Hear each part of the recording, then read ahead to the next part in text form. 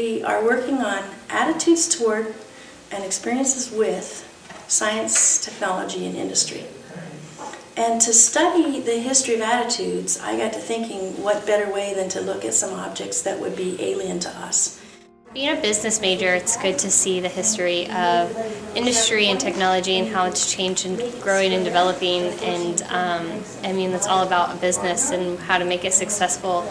And so seeing the changes of where it started and how it's come along and the improvements and things and just learning from the past. Right now I'm looking at the history of studio photography, and I have photographers in my family, and just how much it's changed and what studio photography used to be and what it is now, and that business and how it's grown and changed and everything, to me is just completely fascinating. And technology has changed so much between today and the past that it's just kind of amazing, and it's kind of funny, you know, to watch kids from today look at some of the things from the past and try to imagine how they were used and why they were used the way they were.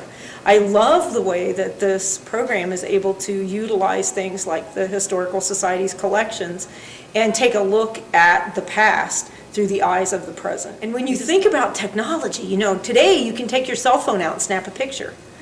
Back in 1910, when this camera was state of the art, you went to the photographer's studio and went through a lot of preparation in order to get your picture taken. I love machines.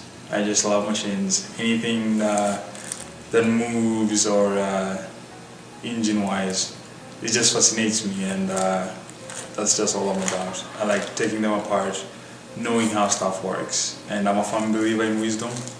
So I believe the wisdom of machines, to me, is a big step in humanity, and that's what I like doing in engineering. Educationally, I think it's more of the applications that are still being applied today and the knowledge we gained from the past. Because as you can see, the crawler, it's an old technology, but it's so relevant to us still today. And some of these technologies, like the steam shovel, they are things that came from here, and they're still very applicable to us today. So it's very interesting if you learn from where they were originally made. Despite not being an engineering major dealing with technology in any way, I feel that just a well-rounded experience in any field that you go in is essential to your life.